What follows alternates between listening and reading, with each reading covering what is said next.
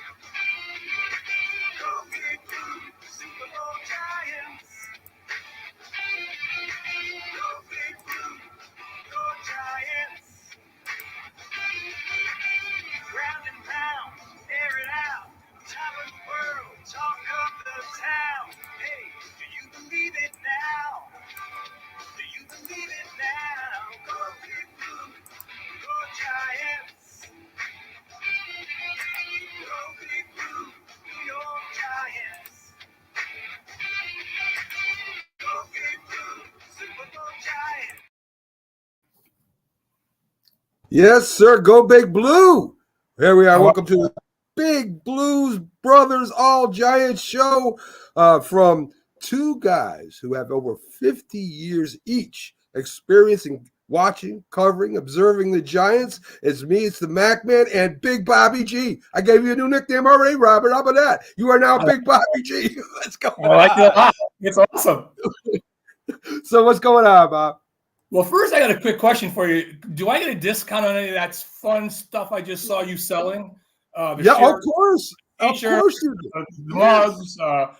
Of course. Well, we got keypads coming with keychains. We got all kinds of stuff coming up for all our followers here. We have a lot of followers here on National Streaming Sports. I want to thank you all for tuning in. I hope you enjoy the show. If you love the Giants, you're going to love this show. And Bob, Big Bobby G, let's get to the game. I mean, the Giants get their first win. They were 6.5-point underdogs, and the defense played great. The offense looked good. The end of the game was a little iffy, but, you know, we got the job done. What are your thoughts on the game overall, Bob?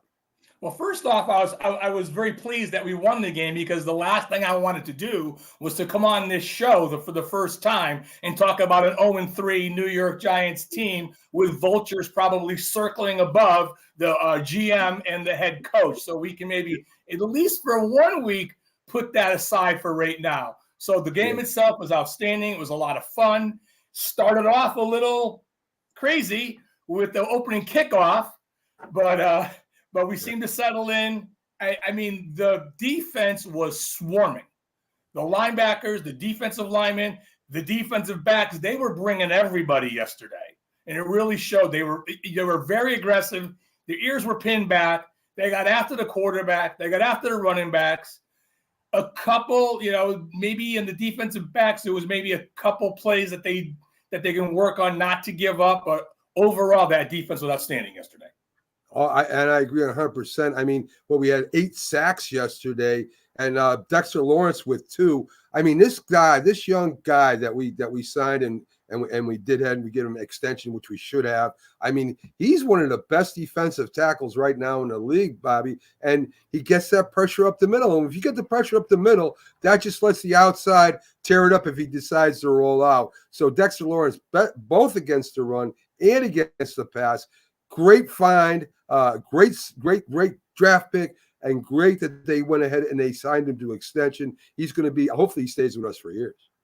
It was funny because a couple years ago, I think it was 2 years ago, the Giants are playing the Green Bay Packers. And after the game was over, Aaron Rodgers says, I don't know who that number 97 is, but he's a heck of a football player. Right. And I know he gave our offensive line fits. That was 2 years ago. So he's had 2 years to really, hone his craft and become, as you said, one of the most dominant defensive nose tackles in the league right now. I mean, listen, Burns got his first sack of the season, about time, right? We paid him a lot of money. I'm glad he finally got going there. Thibodeau got half a sack, but that big fourth down stop, I mean, he came crashing down, stopped the Cleveland Brown. I don't know if it was the running back or it was Watson, but right in the hole, held them short. And there was a couple big things that the defense did at the end to secure that win. So, I mean, the defense finally looks like it's starting to get together. Jones finally, it looks like he's in a rhythm now, Bobby. It looks like he's getting used to the offense, come off a serious injury last year. I mean, it could have been career-ending. It looks like he's starting to get somewhat of a rhythm, especially with neighbors, Bobby. Yeah, I mean, even last week against Washington, in a loss, Jones had a good game. He threw 3 touchdowns. Unfortunately, we didn't have a kicker to kick the extra points to maybe secure a victory against Washington because of coach's decisions. I'm sure we can talk about either today or maybe some other time. But certainly, he had a good game last week. He kind of built on that. He did most of his damage in the first half. I think he was 17 of 19 in the first half, 180 yards approximately. In the second half, he did cool off a bit. He was 7 for 15. So I don't know if it was because they took Neighbors away, because if you notice, they put Ward on Neighbors. It didn't matter. In the first half, the Giants moved Neighbors around. They put him in motion. They lined him up on different sides of the ball. And when they did that, Ward wasn't on him all the time. So the second cornerback for the Cleveland Browns he was able to really expose that particular individual. But when Ward was on him in the second half, because he followed him back and forth, if you watch in the game, you saw him, and I picked that up right away, that Ward was not letting him not be covered by himself. Right. And you're going to need, and Jones is going to have to make that adjustment. I don't know who, Slayton, they've been together since he and Slayton came into the league together. They do have some kind of rapport. His injury came back negative, so he's still okay to play. I just saw that today. We have Robinson. We have, our tight ends we really didn't use as much as maybe we should start using. I mean, Theo, I didn't see, maybe had a couple catches. I really didn't see him, use the tight ends, and he's going to have to start doing that a little bit more, as we keep going, because he's going to need a second, third option. So that's something that he's going to have to work. The Giants are going to have to work on. I mean, listen, he ended up going 24 for 34 for 263 yards, and there was, a dropped TD or extra point. I think Slayton did. I forget, but it should have been caught, but whatever, those things happen. Singletary, Bobby, he rushes for 65 yards, has a touchdown, is going down the field, slides down. In your opinion, if he scores, does Cleveland have a chance of coming back anyway, or was that the right move by him? It's a great question, because you remember back in the Super Bowl when Bradshaw tried to do a similar play, and he had his momentum brought him into the end zone against the Patriots, and the Giants scored at that time. I think really it could have been either way. I'm guessing the coaches probably said, we're not going to score. If we get down close to the goal line, we're just going to stay right there. So I don't know if it was his own decision to make, but either way, the Browns weren't coming back. If you look at the two TDs the Browns scored yesterday. One was the second play of the game, and it was only 24 yards away. The second touchdown that the Browns scored was 49 yards away. Right. They never took the ball from their 20 or 30 and marched down the field in the Giants defense yesterday. Right. So I agree with you. It wouldn't have mattered.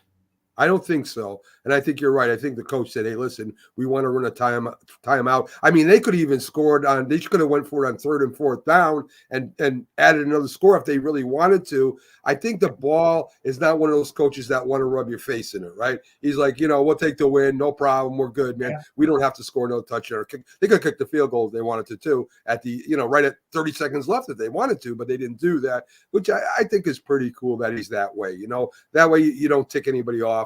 And when you play him, I don't know if he'll be that way against the Cowboys Thursday. We'll talk about that at the end of the show. I hope he rubs their nose in it if we have a chance to. Anyway, we'll see what happens there. So I like the running game. And most importantly, Bobby, I liked the offensive line. It seems to starting to gel now. They're protecting Jones a little bit better. They're blocking in a run game a little bit better. That was the biggest worry I had coming into this year.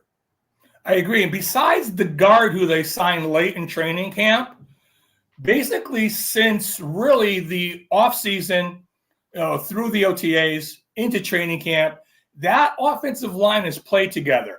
If you remember last year, and it really got me upset last year when the Giants were during training camp and during preseason last year, they seemed to be mixing and matching each. We'll try this guard at tackle. Well, this tackle at guard, and we're going to bring in this guy, and this guy's not going to play. And we're going to, and if anything, maybe they learned from their mistake because an offensive line, as you know, they have to be the most cohesive unit on that field to be successful. I don't care how good your defense is. I don't care how many playmakers you have on the outside and how great your running back might be and how good your quarterback is. If those 5 guys aren't on the same page, basically for a full ball game, you're in for a tough day.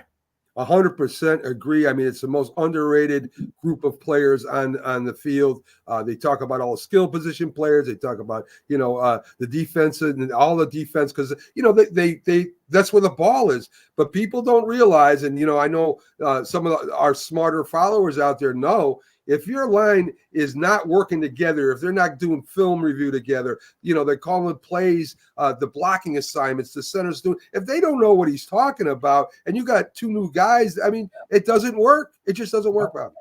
So. No, because in the center has to be the quarterback there. He's the one calling all of the, whether it's going to be if we're running a trap or we're doing a pass or we're doing a run, he has to be able to tell his fellow linemen what alignment that defensive line is in, where that Mike linebacker is and the Will linebacker and the Sam linebacker is. So he needs to be able to communicate that to his people to make sure that the play that they're going to run is successful or it's not going to be successful.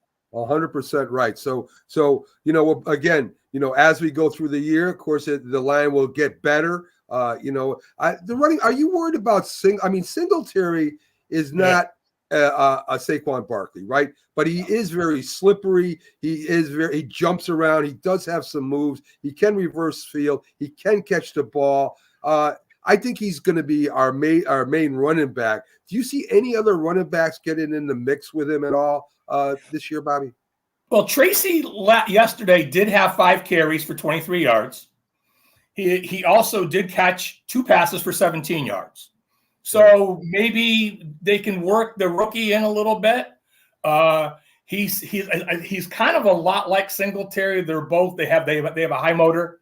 They're smallish, but they can catch the ball. I mean, Singletary, I think yesterday he had 4 receptions for 43 yards. So you add that to his 63 yards rushing, and you've got over 100 yards, all-purpose yards from your running back in a win, and you need that every week. And you mentioned Saquon. I mean, Saquon can catch the ball. Saquon can run the ball. He had a heck of a day yesterday, helping the Eagles win their game. One of my favorite Giants. I wish he was still with us. Right. It's funny. I started watching the Hard Knocks, the off season with the Giants. And really, he had an agreement. and you see him talking with our GM, and he has an agreement to kind of come back with the offer, and he kind of really didn't do that. No, He took the offer that he wanted. I know we're getting off on a little tangent here about Saquon, but he left the Giants, I think, in a little bad taste in their mouth. I think so too, but I also think that he wanted to stay with the Giants. He did. I think if Shane said, "Hey, listen, we'll do $1 more than anybody offers you," or listen, this is your deal, 20 whatever, 3 years, $20,000 a year. I think he would have stayed, Bobby. I think Shane blew it also. Yeah, Shane did blow. I mean, Saquon always wanted to have his name, up, the Ring of Honor over at MetLife Stadium, and he wanted to have his name up there with all the Giant greats, and that was something he really wanted to do. And he wanted to end his career with the Giants. 100% correct. But I think once he got out and tested the free market, and the Eagles really made him an offer he almost couldn't refuse. It could be, and good for him. I'm happy that he's doing his thing. Absolutely. Until we play him, I'm happy for him. So with winning, of course, it starts getting shaky. If you go 0-3, 1-4, 1-5, all of a sudden, Shane is, that Hard Knocks was all about Shane. It should have been the Shane Show, which what it should have been. It shouldn't even been the Giants, because it was all about him and his kids and everything. I didn't get it, but he put himself out there and he allowed the cameras back there to be with him all the time, all throughout the draft. I think Shane's job will be safe as long as the Giants are near 500, are playing competitive, maybe have a chance to get in the playoffs. If they don't, I don't know if he lasts another year, Bobby. I'm kind of with you there, and I Shane to me he was a great assistant GM for the Bills. He really helped build that team. If they don't win 6 games, I think him and Dabbs is gone. I think they're both, and it's going to be starting over again. And I hope we don't have this conversation in about 5 or 6 weeks from now, but we might. But I hope we don't. We do have a tough run of games coming up in front of us. Easily. I mean, look at last year. Dallas really, as you said, I'd like to see the Giants not hold back anything. If we can kick a field goal with 1 second left and we're winning 40-0, go kick the field goal. I agree, because man, they kick our tail. They just 40-0 last year, the opening game, and then 47-17, I think it was. Yes, yeah. So yes, please kick a field goal. It reminds me back in the 70s. I love Tom Landry, but man, I mean, every time Dallas came in, it was just I didn't even want to watch. I did, but I didn't want to watch those games. I really did, Bobby. And Tom Landry, one of the Giants' assistants that got away. Yes, him and Vince Lombardi. I mean, well. Anyway, what could have been, right? So Jalen Hyatt during practice, he says, "If you're not going to use me, trade me." He denies it. He said that. I believe the source that said he said that. Of course he's going to say that. He wants to be playing. He wants to be in a game. I mean, if you're not going to use me, trade me. That makes sense. I mean, I don't criticize him for that. I know he kind of backtracked. Dable said, "I didn't hear that." Come on. I know he's going talking to you and saying, "Hey, coach, let me in there. I got to play wide receiver," right? That makes sense. Yeah, no, I mean, he's a talented. I really thought him coming out of college, I had him going in the first round. So for the Giants to get him in the third, I thought that was an absolute steal. He was an outstanding ball player, Tennessee. Ran just by everybody. Great speed, nice hands. As far as playing time, the Giants, it's funny because we always think, about our offense, but we have a really crowded room. That wide receiver room is pretty crowded right now. They've got some good players. They've got some good ball players, and Neighbors coming in this year. I mean, he's just special. Yeah. And and as you mentioned, we have a couple other people that certainly could could play and get the job done. So what is he? I guess, is he fourth, fifth? I'm not. I know he sits behind Slayton. Robinson plays. He's our slot guy. I know he sits behind Slayton. Maybe with Slayton being injured, maybe he gets a little bit more time in there. Because really, honestly, I mean, he is fast. I think he needs to work. In practice, he looks great, but he hasn't really done it in the game yet for us, right? He really hasn't made that big catch. For some reason, during the game, DJ hasn't been able to get him the ball. He either underthrows him or overthrows him or whatever. I just think they're not together yet.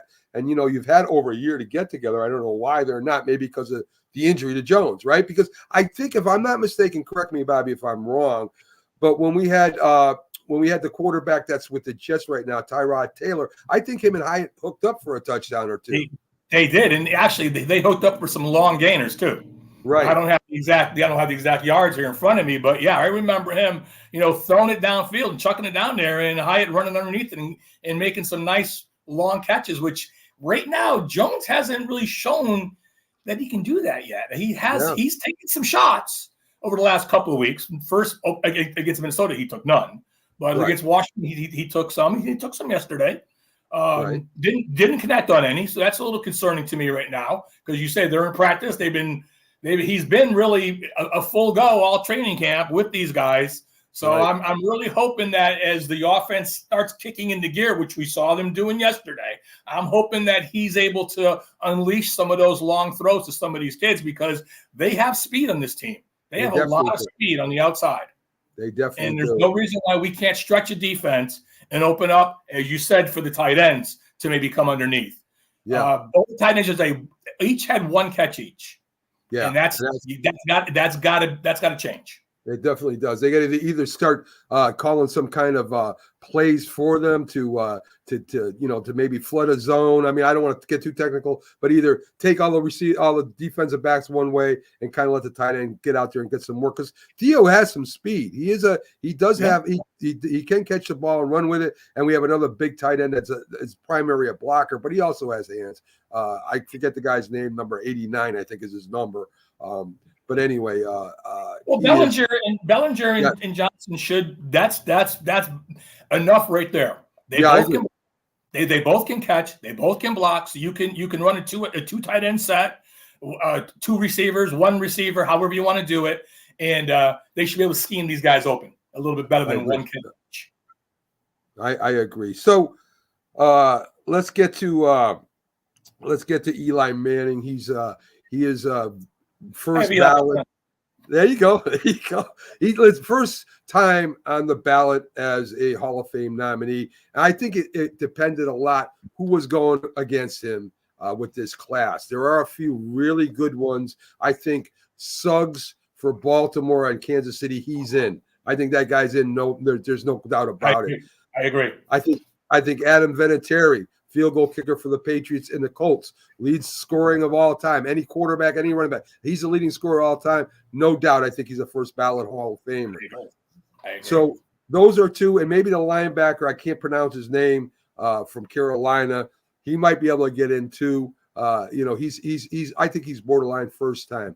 Eli Manning, a lot of people think he threw more interceptions or equal interceptions as touchdowns. That's not true. He has more touchdowns than interceptions. He also has like 57,000 yards passing, and he's 8-0 in the playoffs. And, of course, has the two big wins against the Patriots. And if you're going to talk fame, maybe he's not on the level of his brother and Tom Brady and a few other ones in there for sure. Maybe not on that level, but he is above some of the other ones that are in there already. So what do you think, Bob? Does he go in first ballot, or does he wait 1-2 ballots later? I think he'll wait. And the only reason why I'm saying that is because his overall record is 117 and 117. Right. He's a 500. Eli, to me, Eli was a great quarterback. Because you know why he was great? Because he was always there every week. True. He was there every week. It didn't matter. He barely missed a game. He was an Iron Man at that position. That alone maybe could get you into the Hall of Fame, but I think he'll have to wait. I think his record, his overall record, is 500. Right. And if you look if you look at a Phil Simms, now Phil had, I'm going to say 95 or 96 wins, and I'm going to say he had like 60, 68, 67 losses, Right. something like that. So he's an over 500 quarterback, but his career was really not as. I don't think his career wasn't as long as Eli's, because in the beginning Phil was hurt the first five years of his career. Right. So I think Eli gets in because he has the 2 Super Bowls. That's like the golden ring. I think he gets in, but I think he waits a year. That's very possible. I think he gets in. I'm gonna tell you, I think he does because of the 8-0 playoff records, because he beat the perfect New England Patriots, and not him, really the defense did. He did his part. That helmet catch is more famous than any other catch in Super Bowl history. That throw to Manningham on the sidelines, an unbelievable throw that kept that drive alive. Again, the defense, I think, carried him during those 2 Super Bowls. But I think because it's the fame, Hall of Fame, I think that might get him in, Bobby. And you made a great point. He only took that 1 game off, so Smith could, so he could play that 1 game, and that just backfired like hell on them. And I think the head coach at the time got fired soon after. I think, if I'm not mistaken. Yeah, unfortunately, that's true. You mentioned the helmet catch. To me, that before the catch itself is the most amazing part of that whole play. Yeah. Because Eli is sacked 3 or 4 times. Yes. I forget the referee's name. He's a famous referee. He had actually said after the game, "I was ready to blow my whistle." Michael Strahan is on the sidelines watching the play, and he says after the game, "We watch Eli in practice trip going back to throw a pass. Sure. No one touching him." Sure. So that play is really only magnified by his Houdini-esque type of escape that he made before he threw the ball down to Tyree, who again makes a great catch with the defensive back all over him. Yes. Really. I'm trying to remember the safety who I think is going up for the Hall of Fame. The safety that played that game, I mean, he still says he has nightmares about it. Number 36, I got a brain freeze on who he is. In fact, he announces games on Sunday night with Tony Dungy. He's with Tony Dungy on the field. Is it Leroy? I can't remember. It's Rodney Harrison. Thank you, Bobby. Thanks for bailing me out there. Rodney Harrison, all pro. I mean, this guy was a great safety. And yes, and I mean, he still has bad dreams about that play because it just stuck on his helmet. I don't know what happened there. He looked like Fred Biletnikoff there, had some stickum on his helmet or something, right? So, but anyway, listen, I agree. Peyton Manning sure was. I mean, both Peyton and Eli were not the most graceful out there. Eli was probably a little bit worse, and you're right, he did fall down a lot. So that was amazing. It's a great story. How Strahan's he's watching from the sidelines and he's sweating. He's saying because he just expects him to get sacked. And, and he gets out of that. So, but no, Eli's a Hall of Famer. The 2 Super Bowls, I think, beating Tom Brady twice. Yeah, his playoff record and really when you say Hall of Fame, I always think of it's when the lights are the brightest. And so now the pressure's really on to perform. And for the Giants that particular year, they were 9-7. They played the Patriots second to the last game, and they played them really hard. Played them hard. They had a really good game plan. Patriots ended up beating them, but the Giants had a really good game plan. And living where I live, I'm around Patriot Nation here. And family members are Patriot fans, and I remember making a joke after the game. Well, we'll see in the Super Bowl. Right. I didn't know I was Nostradamus, but after that game was over. You had your crystal football there, right? You were just rubbing it. Listen, I think and if you think about it, I don't know if they would do this today or not, right? The Patriots had they had to buy, they were ready to go. They could have sat their starters. The Giants were already in as a wild card. They didn't have to play their starters either. But here's Bill Belichick against Tom Coughlin, two assistant coaches on the Giants staff underneath Bill Parcells.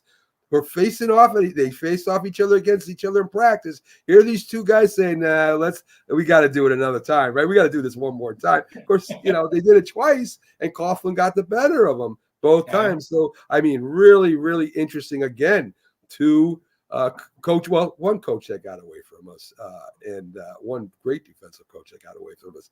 If Dable is fired, if it does happen, does Bill Belichick come and coach with the Giants and kind of right off in the sunset at taking the Giants to the Super Bowl again? Wow. My heart says yes. Right. My brain says probably no. You're probably right. But,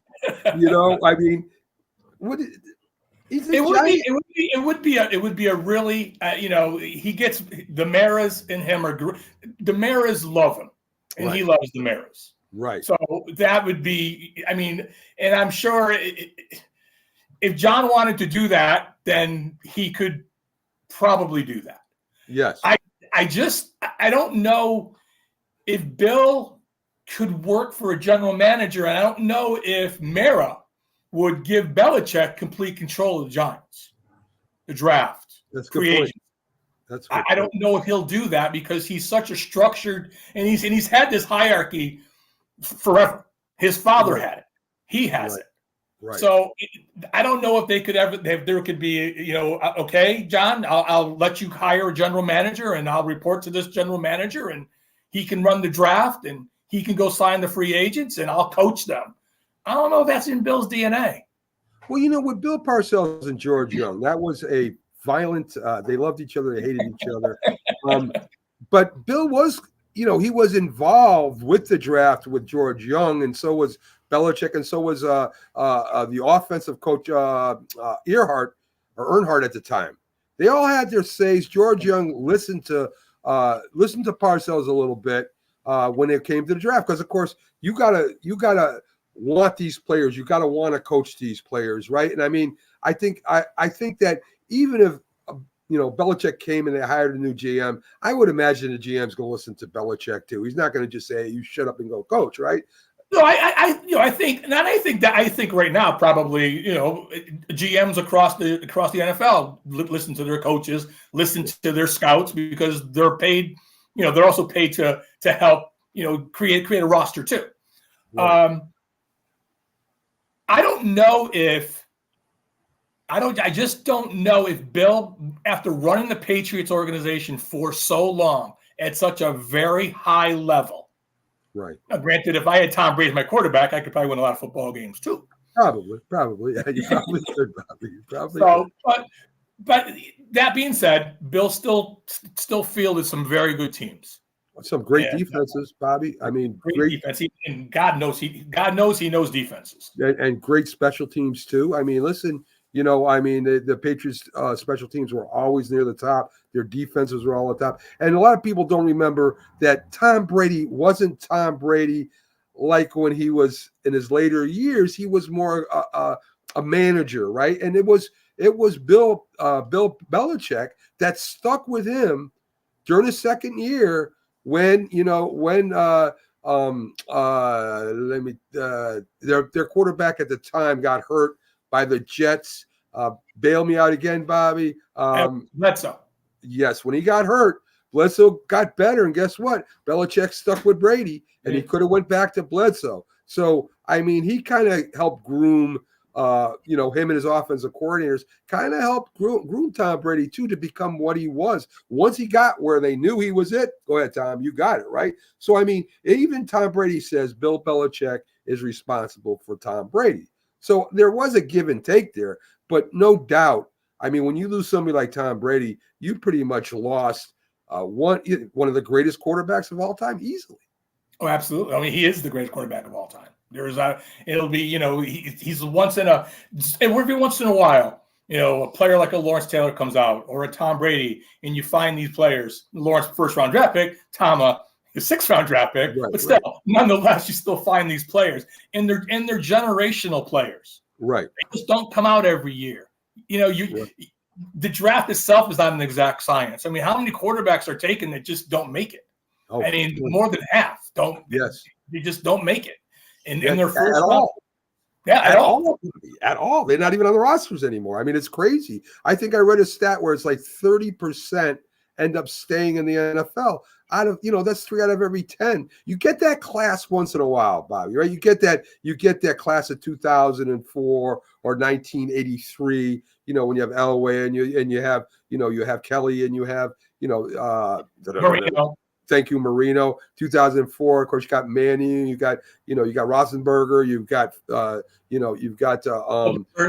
thank you, right, Phillip Rivers. So I mean, you do get these classes once in a while, but it's very rare. It's very rare to get that. So I mean, you mentioned like 90, 90 something, and then 2000, and here we are, 2024. So it's you mentioned 3 drafts in probably over almost a 30-year span. Right. So so it's hard. It's hard to find a quarterback. It's hard. You can't win without a quarterback. So it goes back to, I guess, the original question you asked me is Eli a first ballot Hall of Famer? I changed my mind. He is. All right, cool. Let's talk. I mean, you brought up, well, where do I want to go here? You brought up Phil Simms, right? Phil Simms and Ron Johnson, one of my favorite Giant players back during the 70s, both got in the New Jersey Hall of Fame, right? So congratulations to both of them. Phil has been nominated numerous times of going to the Hall of Fame. He hasn't gotten in. His stats, let me give you some stats here, Bobby. His stats, he is right next to Jim Kelly. All right, Jim Kelly has 35,467 yards. Simms is right at 35,000. Troy Aikman only has 32,942 yards, total passing yards. Simms is above Aikman as far as individual stats go. And we know that Troy Aikman, the reason that the Dallas Cowboys won the Super Bowl, let's not be crazy here, was because of that running game. That running game set everything up. Of course, Doomsday defense was junior or the third or whatever it was. Great defense. Troy made don't get me wrong, Troy made throws. I'm not saying he doesn't deserve to be in there. I think he does. I mean, he did make some great throws. He won 3. He was on a team that won 3 Super Bowls. But Phil Simms always didn't have that great running game. It took him to like 86 before, 85, Joe Morris comes along. And, then we got O.J. Anderson coming in also. And now the running game starts really getting good. And now Simms can hand the ball off instead of just going back and throwing the ball like he did when he was a rookie and got hurt and so on and so forth. So I think that Phil Simms should be considered. If you consider him versus Johnny Unitas, Johnny Unitas has a little bit more. I don't want to compare to Johnny Unitas. Bad comparison. Joe Namath. Yeah, Joe Namath has like 27,000 yards. Everybody thinks he threw for, millions of yards. He did. He threw for about 27,000 yards. A lot of quarterbacks during that time frame, they handed the ball off and they threw a lot of interceptions when they threw. And there's nothing wrong with that. I'm not saying Joe Namath doesn't belong in the Hall of Fame because he did win the first Super Bowl. So that is famous, unbelievable, part of why the leagues combined and came together. But I think Phil does too. I interviewed him and I said, "Hey, Phil, you should be in the Hall of Fame." He's like, "Well, thank you, blah, blah, blah." I mean, not only that, a broadcaster for CBS, an anchor on one of the most popular, shows, pregame shows, but just on his play alone, Bobby, I think he deserves to be there. I am a huge Phil Simms fan, one of my all-time favorite Giants. Phil came along and helped us out of the wilderness. Right. Prior to Phil was a first-round draft pick at Morehead State, 1979. Giants were coming. The 70s were ending, thank God, because the Giants couldn't get out of their own way in the 70s. That's the truth. They had one winning season. It was 1974, which I'll talk about a little bit later when we talk about somebody else. They were 8-6 that year, and that was their shining moment of the 70s. Yeah. That's it. After that, they won 2 games, 3 games, 2 games, 3 games. Maybe you can sprinkle 4 or 5 in there once in a while. I don't have all of the stats of each Giants season up in front of me here, but they were putrid. And for some ungodly reason, I became a Giants fan in the 70s. And I shake my head wondering why I did that for, because I've drove myself crazy more than not over the last, I don't know, too many years. I don't want to say. Yes. Phil, because of what he did for the Giants, because he still has the most completion percentage, the highest most completion percentage of any Super Bowl quarterback ever. He still holds that record. Phil was 10-1 in the Giants in 1990 when the Giants were on their way to their second Super Bowl. He was 10-1, and he got hurt, and they turned the reins over to Hostetler at that time. Right. But I truly believe they would have won the Super Bowl with Phil. That would have punched his ticket to the Hall of Fame. We're not having this conversation, but yes, I truly believe that Phil belongs in the Hall of Fame. Other reasons why. Phil was throwing for 4,000 yards when quarterbacks weren't doing that in the 80s. They just weren't. And who was he throwing the ball to? Who was the great wide receiver of the New York Giants in the 1980s? Who was the guy who every week he'd come out, he had a 100-yard, there was not one. Yes. Lionel Manuel, good ball player. Yes. Lionel was a great ball player, but he was an elite wide receiver. Ernest Gray, early in Phil's career, I mean, Ernest was a good ball player. Yeah. Wasn't an elite ball player. Yeah. The only really person that I really feel that he had elite was Mark Bavaro. Yes. I mean, they had Bobby Johnson. Bobby Johnson, who was good. I mean, he made that big catch. And he also had one of the guys that we've had on our network, Byron Williams, who was a very good. They had a group, right? It was a group of wide receivers that were very good. They weren't great. You're right. There was no Jerry Rice or Randy Moss or any of those guys around for Phil to throw through. And Bavaro and Zeke Mowat, a little underrated. Zeke Mowat had some big years. And in fact, when I interviewed Phil Simms, I talked about him about 1994 when they lost that game in overtime to the Dallas Cowboys. That was for to get in as the division winners, and they didn't get in because somebody had a better record. It was still had a good record, but the point being was that the following year, and he was right then. He was with the old Denver Bronco coach that they went up against in the Super Bowl, Dan Reeves. He was head coach of the Giants at the time. And Phil was saying, hey, listen, we had such a great rapport. This was the first coach that I could actually go and talk to. And we would work on game plans together. And we were all excited that this was going to be a great year. 94, he threw for over 4,000. At best year of his career. And he said, I was ready. Yes. He made the Pro Bowl. Yes. And he said, and he said, all of a sudden, Dan Reeves is gone. And they get Dave Brown. And Phil said, and I was talking to him. I said, listen, that's ridiculous. You were better than Dave Brown. Oh my God. He kind of chuckled and he said, it was time to move on. And of course he did. He thought about coming back with a couple other teams, but he didn't. He said, I want to retire a Giant. After he got out, started working out, was getting ready to go for the Cardinals or some other teams. Yes. But he said, yeah, I wanted to retire a Giant. I said, that's it. But it was a shame that it ended that way because they just had a great year and now they're moving on. And I think Dan Reeves, stayed with them one more year, if I'm not mistaken, because they were talking together and Dan said, I'm sorry, Phil, I don't know what happened. You know how I feel about you. But he really loved working with Dan Reeves. So that was pretty interesting and kind of sad at the same time, right? So, I agree, Bobby. I think even if it takes old timers committee, I think this guy should get in. I really do. And hopefully he does. Totally agree. No, again, not because he's one of my all-time favorite Giants. I mean, I watched that guy, grit, blood ripping from his forehead after games, or during games, getting back up. I mean, Reggie White and him would jaw at each other all the time during the Eagle games, and the Eagles had that great defensive line. Jerome Brown and and Phil would go face to face with all of them all the time. He was a tough guy. He'd yell at Bill Parcells on the sidelines. He wouldn't take any crap from Bill either. He was a feisty. Really, I think Phil could have played any. They always say, what players could play, the 50s or the 60s, when it was really more of a rough and tumble type of game. Phil could have played at any era. I agree. And that alone, if you can have a football player, and I don't care what position they play, if you can say that person could play in any era of the NFL, then that's a damn good player. I agree.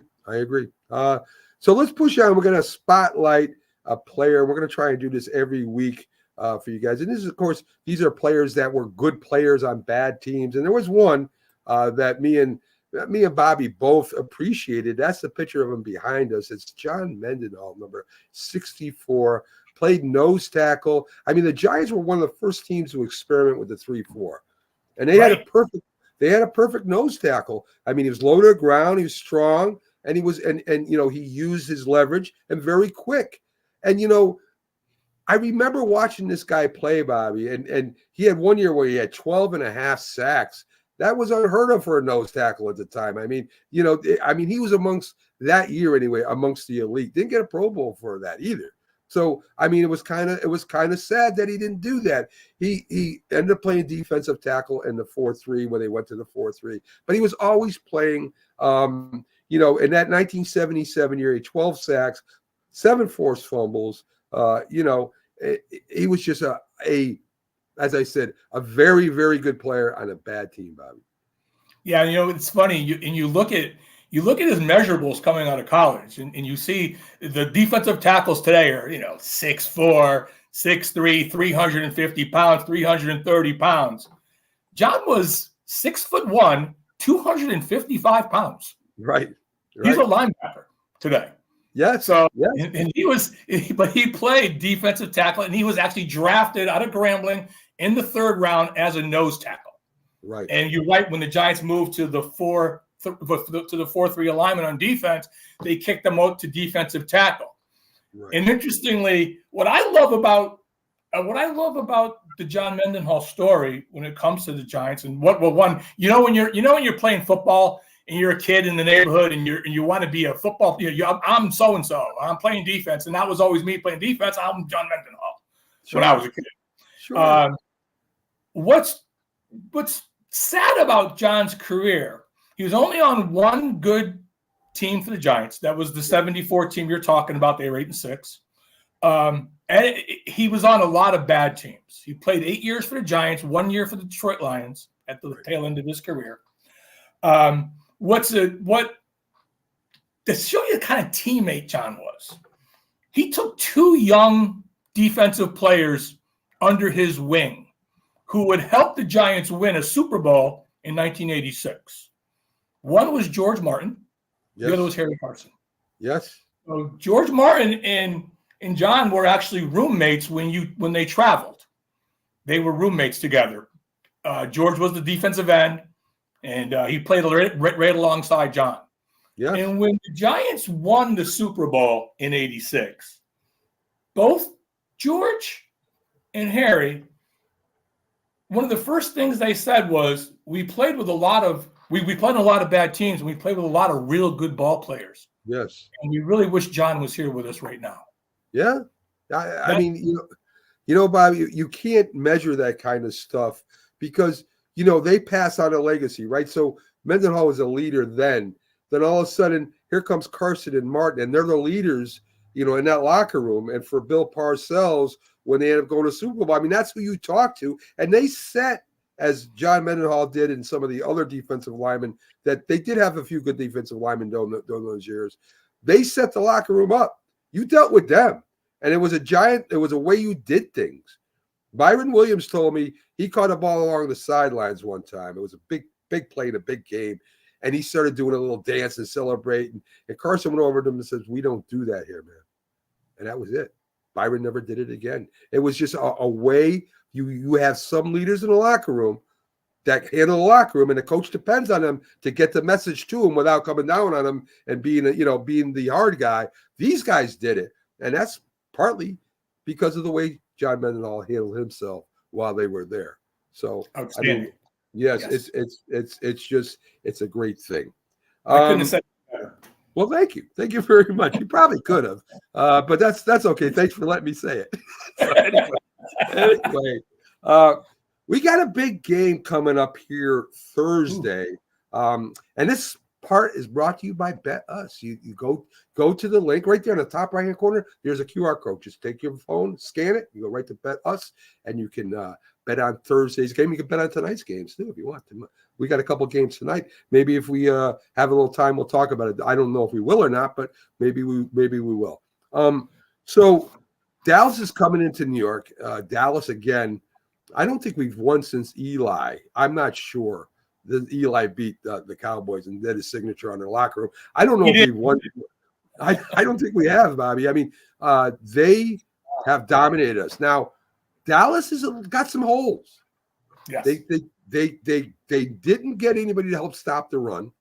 So if you can keep Parsons in the middle and away from the outside and kind of run at him, run off tackle, run at him, and continue to run at him, you can control the clock and maybe put some drives together. Jones is definitely going to have to make some throws for us to win this game. And the defense can't do what Baltimore did at the end and start to think we won the game already. Because you got Dak Prescott there, and he can throw the ball, and they got a good tight end. They got, of course, they got one of the best wide receivers in the league, and they got a couple other guys that nobody talked about that Dak found. So, I think it's going to have to be 4 quarters. I think we're going to have to jump out and make them play from behind, maybe unleash some pressure on Dak, but we got to be careful. Because Dak knows how to throw the ball under pressure too. So it's going to be a tough game, Bobby. I think right now Dallas. I don't have the spread in front of me right now, but I think they're favored by at least. They got to be favored by at least 6 points. I would think. I could be 4.5. 4.5. So I'm close, and it might go up depending on what happens this week. But they've got to be able to run the ball, Bobby. They got to be able to play 4 quarters. The defense has to play 4 quarters for us to win this game. Well, we have to do what we did just yesterday. We have to put pressure on Prescott. We got to make him uncomfortable in the pocket, because if we don't, it's going to be a long game for us. We have to come up with some type of schemes that we're going to, I liked what we did yesterday. We brought everybody, and I think they're going to have to do that again against a good quarterback like Prescott. You just can't let him sit back there, because he'll just carve us up. You're right. You're right. And, and that's a change of philosophy in our defensive coach, right? He was playing a loose zone the first 2 games. And I think somebody got in his ear. Maybe it was Dable, or maybe it was a defensive coach who said, "Hey, listen, we can't win like this. Their defensive backs are just too young. They're not bad. They're just young, and they need help. They need to force, quicker throws. And you saw what happened. And I agree with you. You can't let them sit back there and carve us up. That's for sure. I'm not really worried about Dallas's running game. I mean, they do try to run a little bit, but they come away to the Delvin Moore loves to throw the ball. I think that's the offensive coordinator. I might be saying the wrong first name, but Moore is his last name. He was that way with San Diego. He was that way, before. Am I even saying the right guy? I'm not even saying the right guy, Bobby. I'm talking about the Eagles right now. We're not even playing them, Bobby. Why are we talking about the Eagles? Listen, I was listening. I was letting you go. I don't know what to. I mean, we got to play. We got to beat Dallas first before we play the Eagles. Anyway, it was a big change in defensive philosophy. Is my main point there. Before I started rambling about something else. Well, so the big matchup is going to be Banks on CeeDee Lamb. Yes. And Banks had a tough day yesterday. Now, he had great position on the first touchdown, I thought. Yes. He was all over him. That was just a perfect throw. But Cooper kind of had his way when he was on him. When they had time to throw and Watson looked down the field, he was able to to kind of target Banks, and they actually went after Banks, which was kind of Yes. interesting to me because you notice their big plays, and there wasn't a lot of them, but their big plays yesterday was against Banks, and he's our number one corner.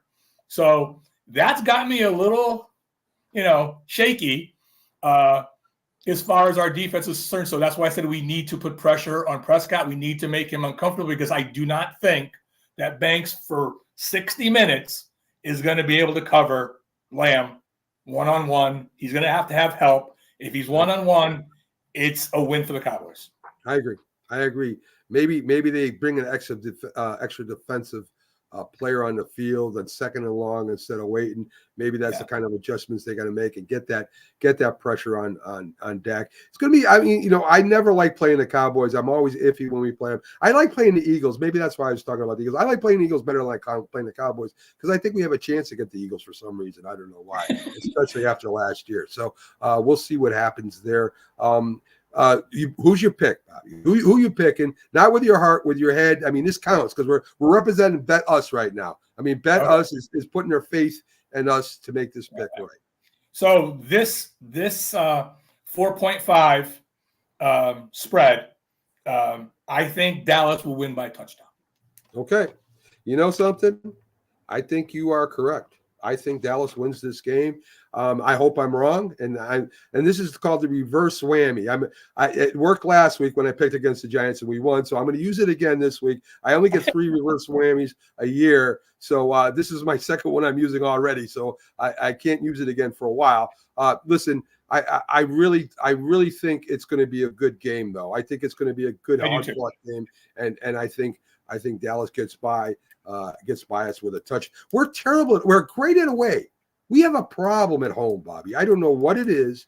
We seem to play better away than we do at home. Us against the world mentality, I guess. I'm not sure. Some teams are like that, and it's maddening actually because you want to hold serve at your. It's almost like a tennis match. If you're serving, you wanna in your home, you wanna hold serve, and then you hope to break serve. On if you can hold serve and break serve half the time, you're a playoff team. Yes. I think the NFC East, the whole NFC East, is going to take a step back this year.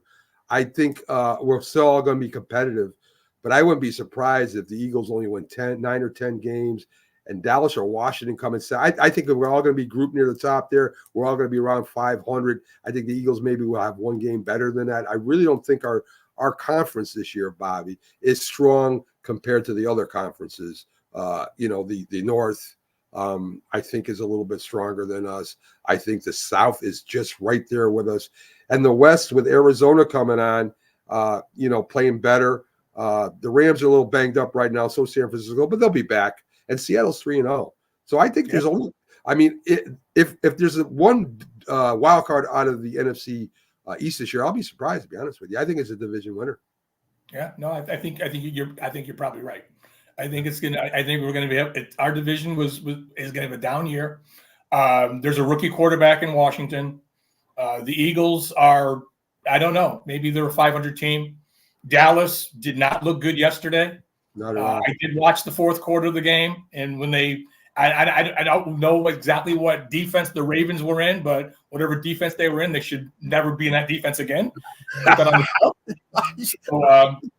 you let them right back in the game. Though Dallas made a peculiar play yesterday.